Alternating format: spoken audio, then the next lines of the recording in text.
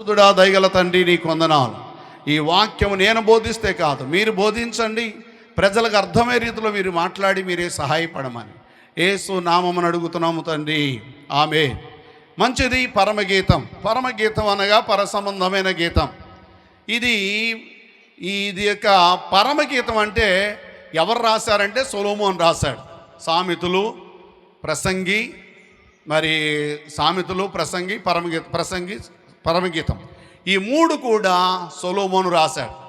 సొలొమోను వయసులో రాసింది పరమగీతం, నడుపురాయిలో రాసింది సామెతలు, వృద్ధాప్యలో రాసింది ప్రసంగి గ్రంథం. 3 గ్రంథాలు మనకు వివరంగా తెలియజేస్తున్నాయి. సరే, ఏది ఏమైనా మనం ఏం గమనించాలంటే ప్రియుడు ప్రియురాలు అనే విషయంలోకి వస్తే ఆ పరమగీతం 1వ అధ్యాయం నుండి 3వ అధ్యాయం వరకు కూడా ప్రియుడు ప్రియురాలు అంటే ఎవరంటే ఇశ్రాయేలు ప్రజలు, దేవుడు. 4, 5, 6 అధ్యాయాలు సంఘము, యేసుక్రీస్తు. 7, 8 అధ్యాయాలు దేవుని యొక్క రాకడ. విన్నారా? ఈ 8 అధ్యాయాలు దీనికి ఉంటాయి. 8 అధ్యాయాల్లో 1 నుండి 3 వరకు ఇశ్రాయేలు ప్రజలకి దేవుడికి ఉన్న సంబంధాలు.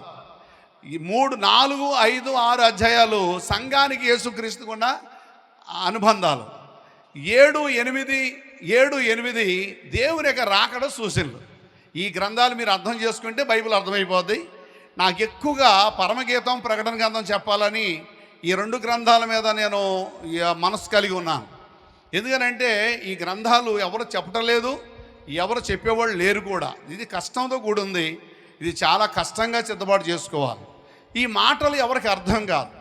ఇక్కడ ప్రియుడిని అడుగుతుంది ప్రియురాలు.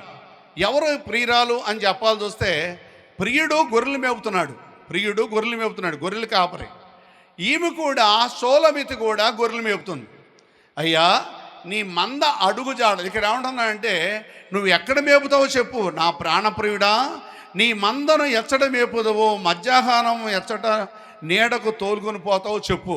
నీ మందను ఎక్కడ మేపుతావో, ఎండొస్తే మధ్యాహ్నం పూట ఎక్కడ ఏ నీడకు తోలుతావో నాకు చెప్పు. అంటే నీ మంద ఎక్కడ తోలుకెళ్తే నేను కూడా అక్కడికే నా మందను తోలుకొస్తాను అంటుంది. అన్నప్పుడు ఈ ప్రియుడు ఏమంటున్నాడు తెలుసా? ఈ మాట మనం గమనించాలి. నారిమణి సుందరి, అది నీకు తెలియకపోయినా మంద అడుగు జాడలను బట్టి నీవు నడువము. ఇది నా ప్రసంగం ఈ రోజున. మంద అడుగు జాడలను బట్టి నడువము. మంద అంటే ఏం చెప్పండి? మనుషులను కూడా ఎక్కువగా జనాభా ఉంటే ఏమంటారు? మంద అంటారు. గొర్రెలు ఎక్కువగా ఉంటే ఏమంటారు? మంద. మేకలు ఎక్కువ ఉంటే మంద. ఏ జంతువులైనా సరే ఎక్కువగా ఉంటే అది మంద అంటారు. ఇప్పుడు ఈ గొర్రెల కాపరి మంద గొర్రెలను తోలుకెళ్తున్నాడు. ఇక్కడ గమనించాలి. ఈ ప్రియుడిని అడుగుతూ ఉంది ఏమని అంటే, నా ప్రియుడా, నా ప్రాణప్రియుడా, నువ్వు గొర్రెలను ఎక్కడ మేపుతావో, ఎక్కడ తోలుకెళ్తావో నాకు చెప్పు. నేను కూడా వస్తాను. మధ్యాహ్నం పూట ఎండవేళ నువ్వు ఈ మందను ఏ నీడను పెడుతున్నావో, ఏ నీడను ఆపుతున్నావో అది కూడా నాకు చెప్పు. నీతో కలిసి నా గొర్రెలు కూడా మేపుతాను అంటుంది ఈ షోలమితి. గొర్రెలు అంటే మనం గమనించాలి. యెహోవా నా కాపరి, నాకు లేమి కలగదు అంటాడు దావీదు. అంటే యెహోవా కాపరి అయితే దావీదు ఎవరంట? గొర్రె. దేవునికి స్తోత్రం. చాలామంది హిందువులు మనల్ని ఎగతాళి చేసేటప్పుడు ఏమంటున్నారు? ఇరు గొర్రెలు అంటున్నారా లేదా? ఇప్పుడు వాళ్ళు గొర్రెలు అన్న మాట వాస్తవమే. ఏంటంటే యేసు ప్రభు చెప్పాడు, ఆయన కాపరి, మనం గొర్రెల మందను ఎక్కడ తోలికెళ్తావో చెప్పు అన్నమాట. మనం గొర్రెలు అయితే వాళ్ళు అనుకోకుండానే ఇండైరెక్ట్గా మేకలం అనుకుంటున్నారు. వాళ్ళు ఆ సంగతి మనకు వద్దు, అనవసరం. ఇక్కడ గొర్రెలు అంటే చాలా తక్కువగా చూస్తారు. గొర్రెల్ని చాలా తక్కువగా చూస్తారు. గొర్రెలు చాలా వినయముగా ఉంటాయి. గొర్రెలు ఎక్కడికి మేపుతాయో ఒక్క గొర్రె వెళ్తే ఆ గొర్రె ఎన్ని గొర్రెలు అయినా సరే వెనకాల వెళ్ళిపోతాయి. బాగా గమనిస్తున్నారా? ఒక గొర్రె వెళ్తే ఆ గొర్రె వెనకాల వెళ్ళిపోతాయి. ఒకటి మీరు గమనించాలి, 1000 గొర్రెలైనా మేపొచ్చు కానీ 10 మేకలు మేపలేం. 1000 గొర్రెలైనా మేపొచ్చు కానీ 10 మేకలు మేపలేం. గొర్రె ఎక్కడికి పచ్చిగా ఉంటుందో అక్కడ వరకు కూడా ఆ యజమాని చెప్పినట్టు తోలుకెళ్ళినట్టు వెళ్ళిపోద్ది. కానీ ఈ మేకలు వెళ్ళేటప్పుడే ఆ చెట్టు మీద, ఈ చెట్టు మీద, ఆ గోడ మీద, ఈ గోడ మీద ఎక్కుతూ ఉంటాయి. అనేక మంది తిడతా ఉంటుంటారు. మేకలు మేపే వాళ్ళని భయంకరంగా తిడతారు. కారణం ఏంటంటే మేకలు అన్నది దుష్టుడికి సాదృశ్యం, గొర్రెలు అన్నది దేవుని బిడ్డలకు సాదృశ్యం. ఇక్కడ నా ప్రాణప్రియుడా, గొర్రెలను ఎక్కడ మేపుతావో చెప్పు అన్నప్పుడు, గొర్రెలు ఎక్కడికైనా తోలికెళ్ళేటప్పుడు ఆ రోడ్డు అమ్మట, ఆ దారి అమ్మట ఏం పడతాయి చెప్పండి? అడుగులు పడతాయి పడవా? అడుగులు పడతాయి. దాన్ని బట్టి సొలొమోనుకి ఏం చెబుతున్నాయంటే, నేను చెప్పక్కర్లేదు, నేను ఎక్కడ తోలికెళ్తున్నాను చెప్పక్కర్లేదు, కానీ ఈ గొర్రెలు ఎక్కడికి వెళ్తున్నాయో ఆ గొర్రెల యొక్క నడక, అడుగు జాడలు ఉంటాయి చూసావా, అడుగు జాడలమ్మటే నువ్వు వచ్చేసాయి, వెళ్ళిపోతే నీ గొర్రెలు ఎక్కడ మేపుతున్నావు నీకు అర్థమైపోద్ది అని చెప్పాడు. దేవునికి స్తోత్రం. ఇప్పుడు మనం గమనించాల్సింది ఏంటంటే, మనందరం గొర్రెలు.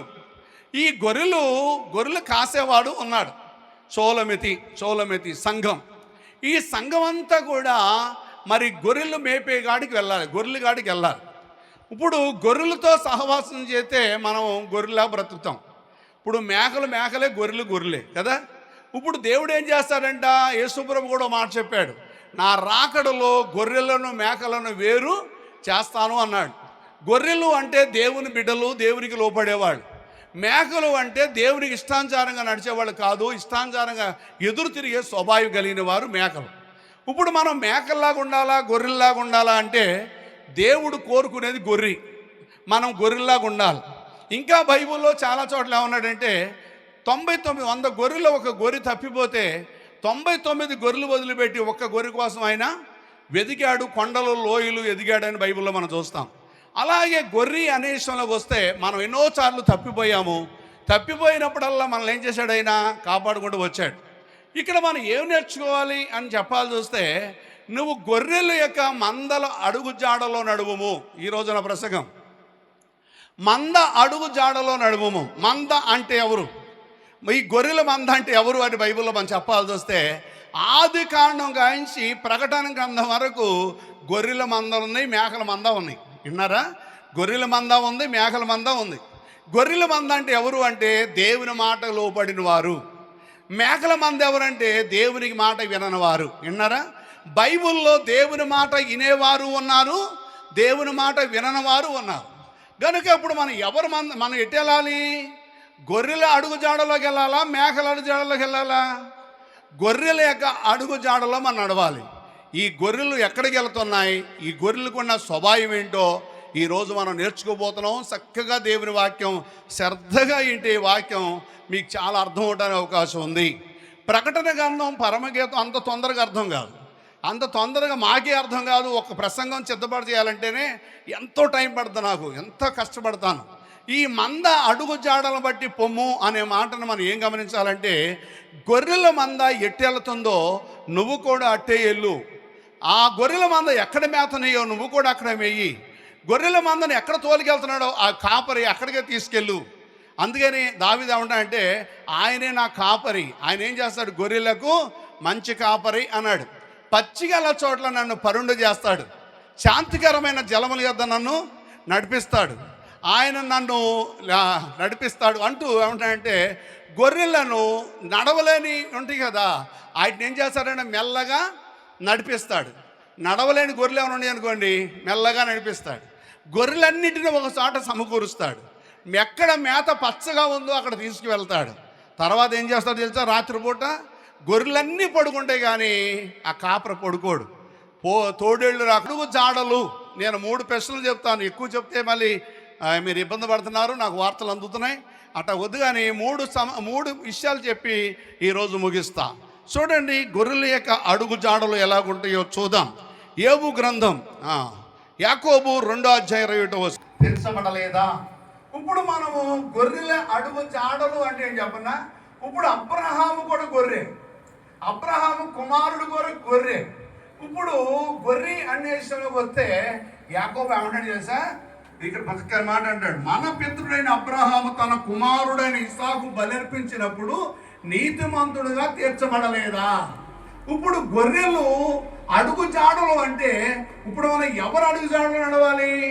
అబ్రహాము యొక్క అడుగు జాడల్లో మనం కూడా నడవాలి. అబ్రహాము దేవుడు పిలిచాడు, పిలిచినప్పుడు హరాము దేశం నుండి బయలుదేరి కనాను దేశానికి వచ్చాడు. కనాను దేశానికి వచ్చిన తర్వాత నీకు తోడుగా ఉంటాను అని చెప్పాడు. నిన్ను దీవించేవారిని దీవిస్తాను, నిన్ను శపించేవారిని శపిస్తాను అన్నాడు. ఈ ప్రాంతాన్ని నీకు ఇచ్చేస్తాను, భయపడద్దు అన్నాడు.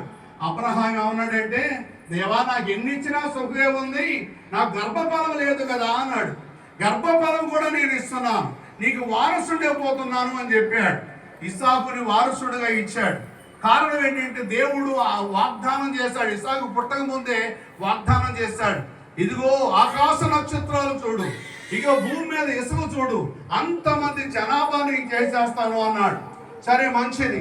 ఇక్కడ ఏమంటున్నాడంటే, నీ కుమారుడిని ఇస్తాను, నీ కుమారుడిని దీవిస్తాను, ఇసుకనేంత జనాభాని చేస్తాను, నేను బహుగా దీవిస్తానన్న దేవుడు మొదటగా ఇస్మాయిల్ ఇచ్చాడు.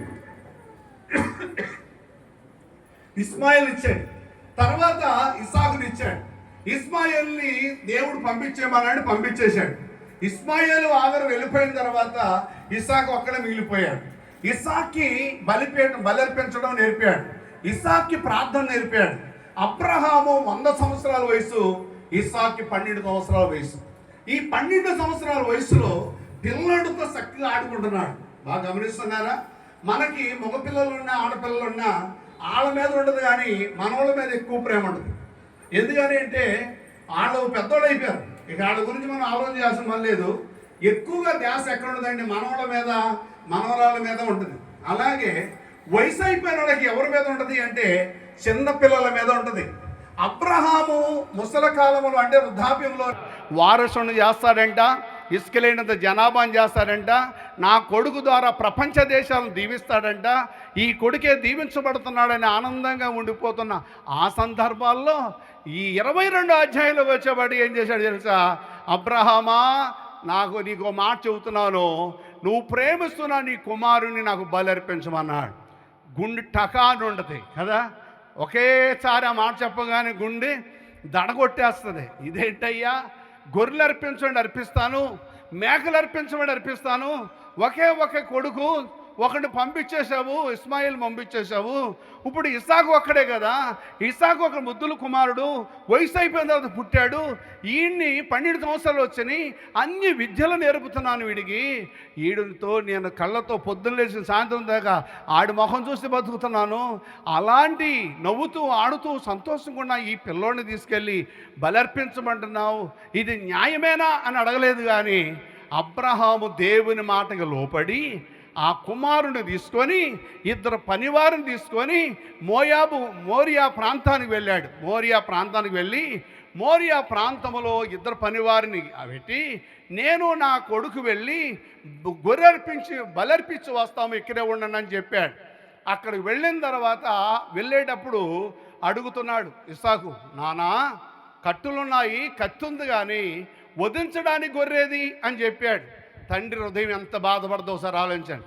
వధించే గొర్రె కాదు, వధించేది ఎవరినప్పుడు ఇంతకీ? కొడుకునే వధించాలి, కొడుకునే వధించాల్సిన పరిస్థితి వచ్చింది. మొత్తానికి వెళుతున్నాడు, దేవుడే చూసుకుంటాడురా అన్నాడు. మొత్తానికి మోరియా కొండ ఎక్కేశారు. ఇక పుల్లలు బేరుద్దాంరా అన్నాడు, కట్టెలు బేర్చేశారు. బేర్చేసిన తర్వాత ఇస్సాకు కాళ్ళు చేతులు కట్టేశాడు. గొర్రె అంటున్నావు కదరా, గొర్రె కాదురా, దేవుడు నిన్నే అర్పించామన్నాడు, బలర్పించామన్నాడురా, ఇగో అర్పించేస్తున్నానని చెప్పి కాళ్ళు చేతులు కట్టేసి కట్టెల మీద పొడుగబెట్టి కత్తి పెట్టి ఒక్కసారి చంపబోయాడు. అలాంటి సందర్భాల్లో దేవుడు చూసి, అబ్రహామా ఆగు చంపమాగా అని చెప్పి, ఇదిగో నీ ఒక్క కుమారుని బలర్పించడానికి నువ్వు సిద్ధపడ్డావు కనుక ఇదిగో నిన్ను దీవించబోతున్నాను అని చెప్పాడు. బైబిల్లో మనం చూడాల్సి వస్తే ఆదికాండం 22వ అధ్యాయం 16వ వచనంలో, నువ్వు ఒక్కడై ఉన్నా నీ కుమారుని ఇక వెనక తీయలేదు కనుక ఈ కార్యము చేసినందుకు నేను నిన్ను ఆశీర్వదిస్తున్నాను అన్నాడు. దేవునికి స్తోత్రం. ఇలాంటి సందర్భాల్లో ఒక్క కొడుకుని దేవుడు అర్పించమంటే ఇవ్వటానికి వెనకాడకుండా వెళ్ళిపోయాడు అబ్రహాం. కారణం ఏంటి తెలుసా? అక్కడ ఏం కనిపిస్తున్నాయి అబ్రహాములో అంటే మాటలు కాదు, క్రియలు కనిపిస్తున్నాయి. దేవునికి స్తోత్రం. మాటలు చెప్పటం తేలికే, భోంచేయమంటం తేలికే, పెట్టడం కష్టం. విన్నారండి? మాటలు చెప్పడం తేలికే, కాపాడటం కష్టం. అలాగే మాటలు చెప్పేవాళ్ళు చాలామంది ఉంటారు, కానీ పరిచర్య చేసేవాళ్ళు చాలా తక్కువ ఉంటారు. మాటలు చెప్పేవాళ్ళు చాలామంది ఉంటారు, వాళ్ళని ఆదుకునే వాళ్ళు తక్కువగా ఉంటారు. అబ్రహాము మాటలతో పని కాదు, ఇంది క్రియలతో పని. దేవునికి స్తోత్రం. ఇప్పుడు అబ్రహాము మాటలు చెప్పి నీకు ఇచ్చేస్తానయ్యా, రేపిస్తాను, వచ్చే నెల ఇస్తాను, పైతో చేస్తాను అన్నాడా? వెంటనే మూడో రోజున తీసుకెళ్ళి తన కుమారుని బలర్పించడానికి సిద్ధం పడ్డాడా? ఒక్క కుమారుణ్ణి, సరదాగా ఆడుకుంటే కుమారుణ్ణి, చక్కటి కుమారుణ్ణి, 100 సంవత్సరాలు పుట్టిన కుమారుణ్ణి బలర్పించడానికి సిద్ధమైపోయాడు కనుక అబ్రహాము క్రియల మూలముగా నీతిమంతుడిగా తీర్చబడ్డాడు. అంటే మంద అడుగు జాడల్లో నడుము అంటే అర్థమేంటి తెలుసా? ఆ మంద ఎవరు అంటే అబ్రహాం. దేవునికి స్తోత్రం. బైబిల్లో చాలా మంది ఉంది, ఒకళ్ళు చెప్పుకుంటూ వస్తాను. ఇక్కడ అబ్రహాము మంద. అబ్రహాము ఎలాగెళ్ళాడు అంటే మోరియా కొండకి తన కుమారుని బలర్పించడానికి దేవునికి లోపడి వెళ్ళాడు. గమనిస్తున్నారా? నువ్వు ప్రార్థన చేస్తున్నావా? ఉపవాసాలు ఉంటున్నావా? దేవుని మందిరానికి వస్తున్నావా? కాదు, కావాల్సింది అవసరమే, కానీ ఇవన్నీ కూడా నీ క్రియలు సరిగా ఉండాలి. అందుకనే మన క్రియలు సరిలేకపోతే మన భక్తి వేస్ట్ అయిపోద్ది, మన క్రియలు సరిలేకపోతే మన ప్రార్థన వేస్ట్ అయిపోద్ది. కనుక బైబిల్ తెలియజేస్తూ ఉంది, ప్రియుడా నీ మందను ఎక్కడ మేపుతావో నాకు చెప్పవా అంటే మంద అడుగు జాడలు బట్టి వెళ్ళము అన్నాడు. ఏ మంద అది అడుగులు జాడలు బట్టి వెళ్ళాలి అంటే అబ్రహాము యొక్క అడుగు జాడల బట్టి మనం ముందుకు సాగాలి. చప్పట్లు కూడా దేవునంగా మలుగుతాం. అర్థమవుతున్న వాక్యం చూడండి. అబ్రహాము యొక్క అడుగు జాడలు అంటే ఏంటి తెలుసా? అబ్రహాము ఒక మంద, గొర్రెల మంద. ఆ మందలో అబ్రహాము అడుగు జాడలేంటి తెలుసా? ఆయన మాటలతో చెప్పేవాడు కాదు, క్రియలతో దేవుని కనపరిచేవాడు. క్రియలతో కనపరిచేవాడు, క్రియలను బట్టి ముందుకెళ్ళేవాడు. మాటలు చెప్తే కాదు, మాటలు చెప్పడం చాలామంది చెబుతారు కానీ క్రియలు చాలా కష్టంగా ఉంటాయి. అబ్రహాము తన కుమారుని బలర్పించడానికి కూడా వెనకాడలేదు. అంటే అబ్రహాంతో దేవుడు అంటున్నాడు, ఇగో ఇందును బట్టి నేను బహుగా నిన్ను దీవిస్తున్నాను, కనుక నువ్వు మాటలతో మాట్లాడాడు కాదు కానీ నీ క్రియలు చాలా బాగున్నాయి అని చెప్పాడు. దేవునికి స్తోత్రం. ఏం తెలుసా? ఇప్పుడు మనం ఏ దారిలో నడవాలి అంటే ఇగో గొర్రెల మంద ఆయన అబ్రహాము అడుగు జాడల్లో మనం ఏం చేయాలి? నడవాలి. అబ్రహాము మోరియా కొండకెళ్ళి తన కుమారుని ఇవ్వటానికి వెనకాడకుండా దేవునికి ఎలాగ లోపడ్డాడో నువ్వు కూడా దేవునికి లోపడి క్రియల మూలంగా నీతిమంతుడుగా మారాలని ఈ మాటకు అర్థమేంటి తెలుసా? ఆ మంద అడుగుజాడలో నడవమంటే అబ్రహాము క్రియల మూలముగా నీతిమంతుడు ఎలాగయ్యాడో నువ్వు నేను కూడా క్రియల మూలముగా నీతిమంతులుగా మారాలి. రెండో విషయంకి వస్తున్నాను. 3 మాటలు చెప్తాను కదా, 3 మాటలు చెప్తాను. చూడండి, పేతురు రాసిన పత్రిక 3:6. 1 పేతురు రాసిన పత్రిక 3:6 శారా అబ్రహాము దాని యజమానుడా అని పిలిచెను, అతనికి దేవుడు తోడయుండును. ఇక్కడ చూడండి, శారా తన భర్తను ఎలా పిలిచిందంట? యజమానుడా. ఇప్పుడు పురుషుడు గురించి విన్నాం, ఇప్పుడు స్త్రీ గురించి విన్నాం. ఈ అబ్రహాము క్రియల మూలంగా నీతిమంతుడయ్యాడు, శారా మాట ద్వారా నీతిమంతురాలుగా మారింది. భర్తను ఎలా గౌరవిస్తుంది తెలుసా? భర్తనే కాదు, పనివారిని కూడా గౌరవిస్తుందంటామా. భర్తను గౌరవించాల్సిన ధర్మం ప్రతి స్త్రీకి ఉంది. చాలామంది పిలుస్తారు కానీ అర్థం పర్థం లేకుండా పిలిచేవాళ్ళు చాలామంది ఉంటారు. ఓరే అబ్బాయి అని పిలిచేవాళ్ళు ఉంటారు.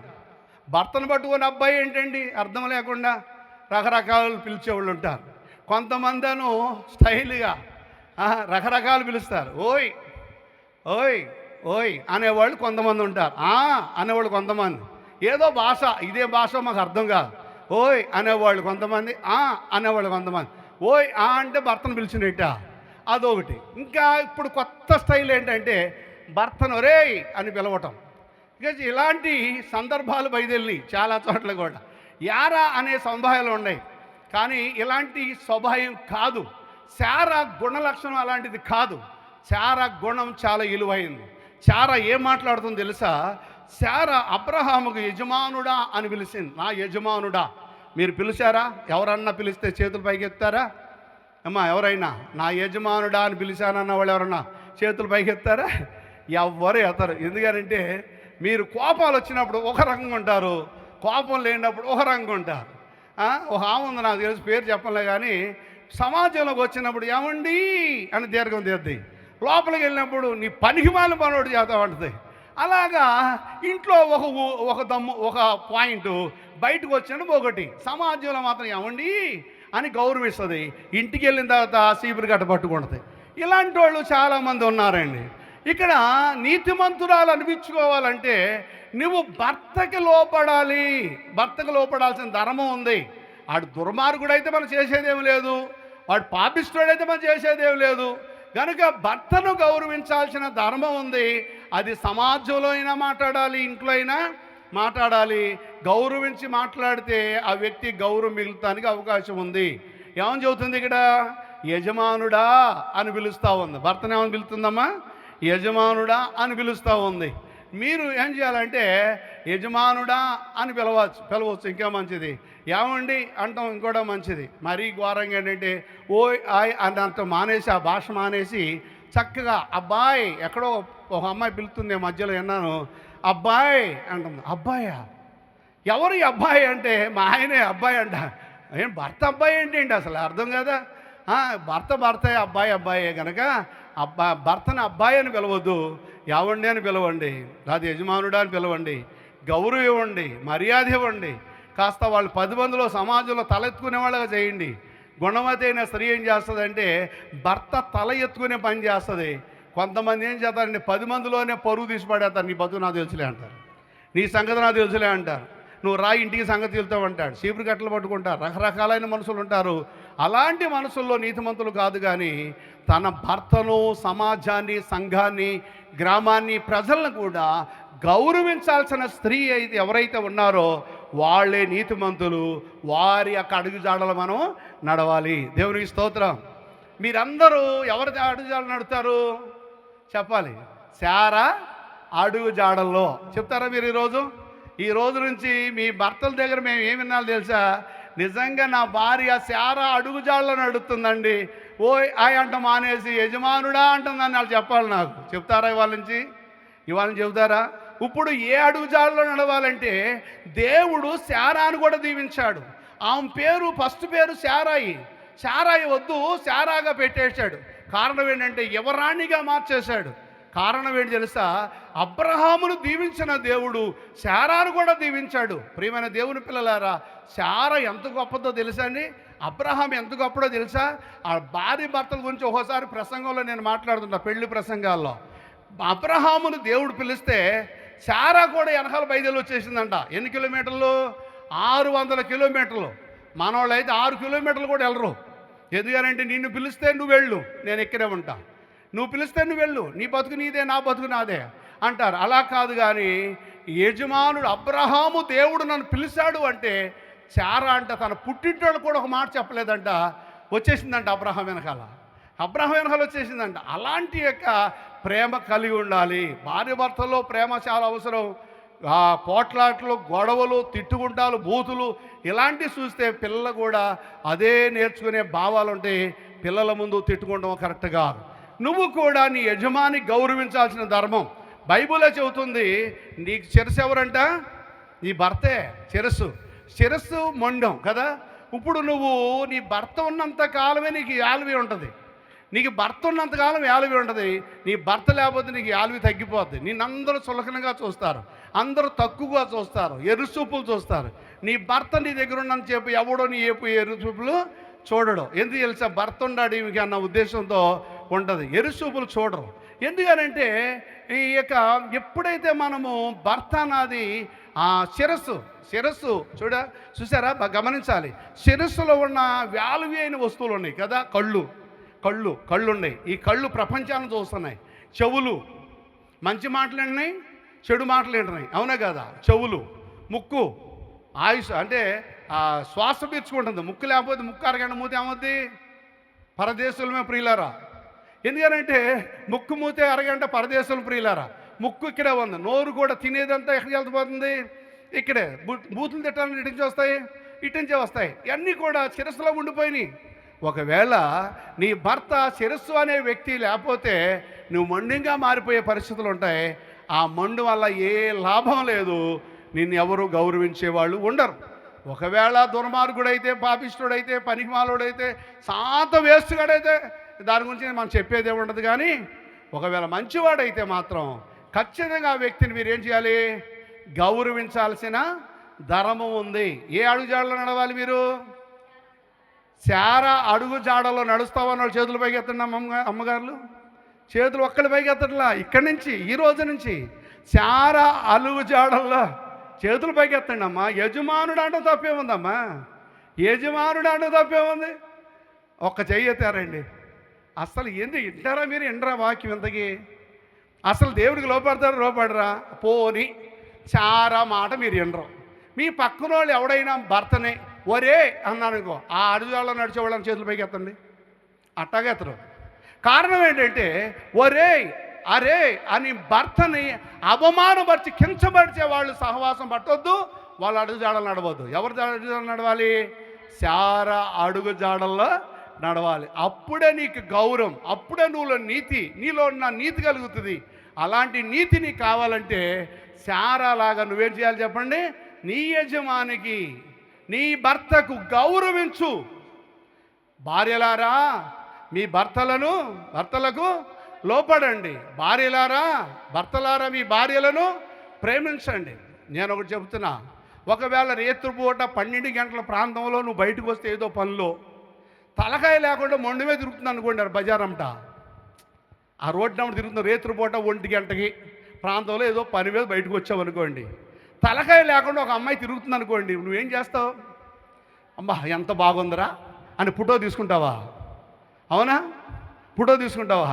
ఒక్క దెబ్బ పరిగెత్తి మళ్ళీ ఎక్కడున్నాడని వెళ్తావు బిహైండ్. అవునే కదా? ఎందుకనంటే మొండు లేకపోతే భయం వచ్చేస్తుంది.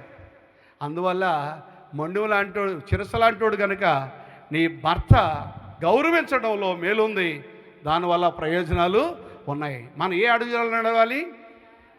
అది బాగా గమనించండి. ఇక్కడ ఏమన్నాడు తెలుసా? నీ అడుగు జాడల్లో చాలామంది భర్తలను చాలా తక్కువగా ఏనంగా మాట్లాడేసి ఇష్టానుసారంగా మాట్లాడేసి చేస్తారు. ఎవరైనా ఉంటే అది మార్చుకోవడం చాలా మంచిది. నీ భర్తను నువ్వు గౌరవిస్తే దానంత మేలు రెండోది లేదు. నీ భర్త గౌరవించాలి. నీ భర్త గురించి చెడుగా బయట చెప్పుకునే పనులు మాత్రం మానేసుకోవాలి. భార్య గురించి చెప్పకూడదు, భర్త గురించి కూడా చెప్పకూడదు. బయటికి వెళ్ళి నీ భర్త గురించి చెప్పుకుంటే నువ్వు తక్కువగా చూస్తారు. నీ భర్త గురించి కూడా నువ్వు చెప్పుకోకూడదు. చాలా అడుగు జాడల్లో ఇక్కడ ఏమన్నా, నా ప్రియుడా ప్రాణప్రియుడా నువ్వు ఎక్కడ గొర్రెలు మేపుతావో నాకు చెప్పు అంటే, ఇగో మంద అడుగు జాడల బట్టి నువ్వు నడువు. ఏ మంద? అబ్రహాము అడుగు జాడల్లో నడువు. 2 శారా అడుగు జాడల్లో నడువు. మూడో చెప్పి ముగిస్తాను. 1 కొరింథీ రాసిన పత్రిక 11వ అధ్యాయం 1వ వచనం, నేను క్రీస్తును పోలి నడుచుకున్న ప్రకారము మీరు నన్ను పోలి నడుచుకోండి. ఎవరు చెబుతున్నారు ఈ మాట? పౌలు అంటున్నాడు, నేను క్రీస్తును పోలి నడుచుకున్న ప్రకారం మీరు నన్ను పోలి నడుచుకోండి. పాస్టర్ గారు ఉపవాసాలు లేకుండా మిమ్మల్ని ఉపవాసాలు పెడితే మీరు వినొద్దు. కానీ పాస్టర్ గారు ఉపవాసం ఉండి మిమ్మల్ని ఉపవాసం ఉండండి. మీరు ఎవరు ఉపవాసాలు రాలి. గాలి తుఫాను వస్తే ఏమైపోళ్ళు, ఎట్టోళ్ళు అట్టు వెళ్ళిపోయాడు. పరదేశంలోమే ప్రియులారా, ఒకడొకటి సంబంధం ఉండేది కాదు. పెట్టి తెచ్చేవాడు ఉండేవాడు కాదు. వింటారా? అది కానీ వచ్చి వస్తే పెట్టి తెచ్చేవాడు, పాటలు పాడేవాళ్ళు, తగలబెట్టేవాళ్ళు ఉండేవాళ్ళు కాదు. పూడ్చిపెట్టేవాళ్ళు కూడా ఉండేవాళ్ళు కాదు. అలాంటి తుఫాన్ని దేవుడు ఏం చేశాడు? ఆఫ్ చేశాడు. దేవునికి స్తోత్రం. ఇప్పుడు మనం గమనించాల్సిన తెలుసా, నీవు ఎప్పుడు సిద్ధపడాలి. నేను కూడా ఎప్పుడు సిద్ధపడుతున్నాను. ఎందుకంటే ఏ సమయంలో ఏమవుతామో తెలియదు, ఏ క్షణంలో ఏ రకంగా అయిపోతామో మనకు తెలియదు. ప్రాణాలు కాపాడుకోవడం ధర్మం, ప్రాణాలు కాపాడుకునే ధర్మం. ప్రాణాలు కాపాడుకోవాలి ఎవరికి వాళ్ళు కూడా. ఉపవాసాలు ఉండాలి. ఇక్కడ పేతురు ఏమన్నాడు, పౌలు ఏమన్నా అంటే, నేను క్రీస్తుతో పాటు ఎలా ఉన్నానో క్రీస్తును పోలి నడుచుకున్నాను, మీరు నన్ను పోలి నడుచుకోవాలి ఉన్నాడు. మేము కూడా ఉపవాసాలు ఉండాలి. మా పాస్టర్ గారు ప్రార్థన చేస్తాడు, మేము కూడా ప్రార్థన చేయాలి. ఎందుకనంటే నీవు కష్టపడి నేను సంపాదిస్తున్న ఈ యొక్క పాస్టర్ గారు, నీ ఆత్మీయ తండ్రి ఏ అడుగు జాడలో నడుస్తున్నాడో అదే అడుగు జాడలో నువ్వు నడవాలి. ఏమంటున్నాడు చూసావా? చూడండి, 1 కొరింథీ 4:16 అంటాడు, క్రీస్తు యేసునందు సువార్త ద్వారా నేను మిమ్మల్ని కంటిని అంటున్నాడు. ఎవరిని కన్నామంట? మిమ్మల్ని అందరూ మేము కన్నామంట. విచిత్రం ఏంటి తెలుసా? మా పిల్లల్ని కంటమే కాదు, మేము మీ అందరిని కన్నాం. ఎవరి ద్వారా? సువార్త ద్వారా. క్రీస్తు యేసు సువార్త ద్వారా మిమ్మల్ని అందరూ ఏం చేసాం? మేము కన్నాము. మీరు సాతాను చేతిలో పడిపోయి, లోకంలో పడిపోయి, లోకాశంలో జీవిస్తుంటే మిమ్మల్ని బతులాడి క్రీస్తు వైపు నడిపించి క్రీస్తు సత్యాన్ని మీకు ప్రకటించాం. మిమ్మల్ని మేము శారీరకంగా కనలేదు కానీ సువార్త ద్వారా కన్నాము కనుక నీ తండ్రి ఆత్మీయ తండ్రి ఏ రకంగా నడుస్తున్నాడో, నీ ఆత్మీయ తండ్రి ఎలాగ ఆత్మీయతలో వెళ్తున్నాడో నువ్వు కూడా ఆయన కన్నాడు గనక. ఇప్పుడు తండ్రి ఉన్నాడు అనుకోండి, తండ్రి చెప్పినట్టు కొడుకుని ఆ తండ్రి చెప్పినట్టు విన్నాడు అనుకోండి, ఏ తండ్రికైనా సంతోషం కదా. అలాగే మీరు కూడా ఆత్మీయ బిడ్డలు. పౌలు ఏమంటాడు తెలుసా, నేను సువార్త మూలాన మిమ్మల్ని అందరూ ఏం చేశాను, క్రీస్తు యొక్క సువార్తను బట్టి మిమ్మల్ని కన్నా మీరందరూ కూడా కన్నబడిన పిల్లలు. అంటే ఏంటంటే శరీరసారమైన పిల్లలు ఆత్మానుసారం పిల్లలు తేడా ఏంటంటే, శరీరసారమైన పిల్లలు ఎలాగ కన్నామో అలాగే మిమ్మల్ని ఆత్మానుసారంగా కష్టపడి కన్నాం, ఆత్మానుసారంగా దేవుని వైపు తిప్పాం గనుక మీరు మా పిల్లలు గనుక తండ్రి అడుగు జాడల్లో నువ్వేం చేయాలి, నడవాలి. ఏ తండ్రి? ఆత్మానుసారమైన తండ్రి అడుగు జాడల్లో నువ్వు నడవాలి. బాగా గమనిస్తున్నారా? ఇప్పుడు నేను ముగిస్తాను, టైం అయిపోయిందిగా, ముగిస్తాను. ఈసారి చెప్పుకుందాం.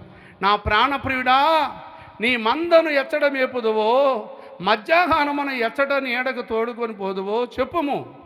ముసుగు వేసుకున్న దాన్నై నీ జతగాండ్ల యొద్ద మందల యొద్ద నేను ఎందుకు ఉండవలెను? నారిమణి సుందరి, అది నీకు తెలియకపోయినా మంద అడుగు జాడలు బట్టి నువ్వు పొమ్ము. ఇక్కడ అంటున్నాడు, మంద అడుగు జాడలు బట్టి నువ్వు పొమ్ము. ఇంకా ప్రసంగం చేస్తే చాలామంది ఉంది మంద, చాలామంది చెప్పచ్చు. యేసేపు ఉన్నాడు, నీతిమంతుడు, పాపం చేయటానికి ఇష్టపడలేదు. నా దేవుని దృష్టిలో నేను పాపం చేయలేను అన్నాడు, అంతే, పాపం చేయను అన్నాడు. అలాంటి యేసేపులాగా నీతిమంతుడిగా మారాలి. అబ్రహాము తన క్రియల మూలంగా నీతిమంతుడిగా మారాడు. శారా మాటల ద్వారా ఏం చేసింది, నీతిమంతురాలు మారింది. అలాగే మంద అడుగు జాడల్లో అంటే ఏ మంద అంటే అబ్రహాము అడుగు జాడల్లో. బాగా అర్థమవుతుంది మీకు? అబ్రహాము యొక్క అడుగు జాడల్లో. 2 శారా యొక్క అడుగు జాడల్లో. 3 పౌలు యొక్క అడుగు జాడల్లో. దేవునికి స్తోత్రం. అంటే నీ ఆత్మీయ తండ్రి అయినా, నీ ఆత్మీయ తండ్రి ఎవరు? మేమే. నీ ఆత్మీయ తండ్రి అడుగు జాడల్లో నడు. నీ ఆత్మీయ తండ్రి దారి తప్పేశాడు అనుకోండి, అసలు ఆయన మాట వినొద్దు. నీ ఆత్మీయ తండ్రి మంచివాడు కాదనుకోండి, వాడు దుర్మార్గుడు అనుకోండి, ఒక వ్యభిచారం అనుకోండి, ఆడి మాట వినొద్దు మీరు. నీ ఆత్మీయ తండ్రి ఆత్మానుసారుడు అనిపిస్తే నీ ఆత్మీయ తండ్రి మాట విని నీ ఆత్మీయ తండ్రి అడుగు జాడల్లో నువ్వు నడిస్తే మనందరము ఒక రోజున దేవుని రాజ్యానికి వెళతాం. నీడ ఎక్కడ దొరుకుతుందో తర్వాత చెప్పుకుందాం, ఎక్కడ తోలికెళ్తున్నాడో తర్వాత చెబుదాం. ఈరోజు మన ప్రసంగం ఏంటి చెప్పండి మీరందరూ? మంద అడుగు జాడల్లో నడువము. అబ్రహాము క్రియల మూలంగా నీతిమంతుడిగా మారాడు. అబ్రహాము లాగా మనం నడుద్దాం. శారా నోటి మాట ద్వారా, నోటి మాట అంత మంచి లేదు, నోటి మాట అంతా చెడు లేదు కదా. నోరు ఒకళ్ళని చెడగొడుతుంది, ఒకళ్ళని పడగొడుతుంది. అలాగే ఒకళ్ళని ప్రేమలో పెడుతుంది. మన మాట ద్వారా మన నీతిమంతుడుగా అనిపించుకుందాం. 3వది ఏంటి తెలుసా? పౌలు అంటున్నాడు, నేను క్రీస్తుని పోలి నడుచుకున్నాను. నీ ఆత్మీయ దైవజనుడు క్రీస్తుని పోలి నడుచుకుంటే మీరు కూడా క్రీస్తుని పోలి నడుచుకోండి. అంతేగాని మీ ఆత్మీయ దైవజనుడు సరైనడు కాకపోతే దైవజనుడు మాట వినాల్సిన పని లేదు. మీరు చూస్తున్నారు కనుక నీ ఆత్మీయ దైవజనుడు క్రీస్తుని పోలి నడుచుకుంటున్నాడు అనుకుంటే మీరు కూడా క్రీస్తుని పోలి నడుచుకోండి. నీ ఆత్మీయ దైవజనుడు గొర్రె, ఆ గొర్రె జాడ నువ్వు కనిపెట్టు. నీ ఆత్మీయ దైవజనుడు ఎలాగెళ్తున్నాడో నువ్వు కూడా అలాగరా. మనందరం ఒక రోజున దేవుని రాజ్యంలో ఉంటాం. దేవుని రాజ్యంలో మన చోటు దొరుకుద్ది. ప్రియుడు అక్కడ ఉన్నాడు. ఎక్కడున్నాడు? అక్కడ ప్రియుడు ఎవరు? ప్రభు అయినా యేసుక్రీస్తు. ఆత్మానుసారమైన ప్రియుడు యేసుక్రీస్తు. ప్రియురాలు ఎవరు? సంఘం. మనం ఎక్కడికి వెళ్తున్నాం ఇప్పుడు? ప్రియుడు దగ్గరికి వెళ్ళబోతున్నాం. ఒక రోజున ఒక వివాహం జరగబోతుంది, గొర్రెపిల్ల వివాహం. దాంట్లో మనం పాలు పంచుకుంటాం. మనందరం కూడా ఆడామగానే ఉండదు, మనందరం కలిసి ఎవరు అని చెప్పండి? గొర్రెలము. ఈ గొర్రెల మంద ఎక్కడికి వెళ్తుంది? క్రీస్తు దగ్గరికి వెళ్ళాలని ప్రయత్నం చేస్తుంది. మన ప్రయాణము ముందుకుంది. ఇప్పుడు కష్టాలు, శ్రమలు, బాధలు ఎన్ని పట్టించుకోమోకండి, ఎన్ని మామలే. ఎందుకు తెలుసా?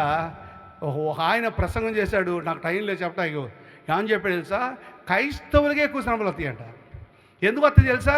నువ్వు నమ్మి బాప్తిసం పొందావు, దేవుడు రాజ్యం కావాలని కోరుకున్నావు. దేవుడు ఇష్టమైన వాడినే కొడతాడు, ఇష్టం లేని వాడిని వదిలేస్తాడు. మనందరం ఇష్టమై ప్రభువుని నమ్ముకున్నాం, ఇష్టమై బాప్తిసం పొందాం. దేవుడు ఏం చేస్తాడు తెలుసా?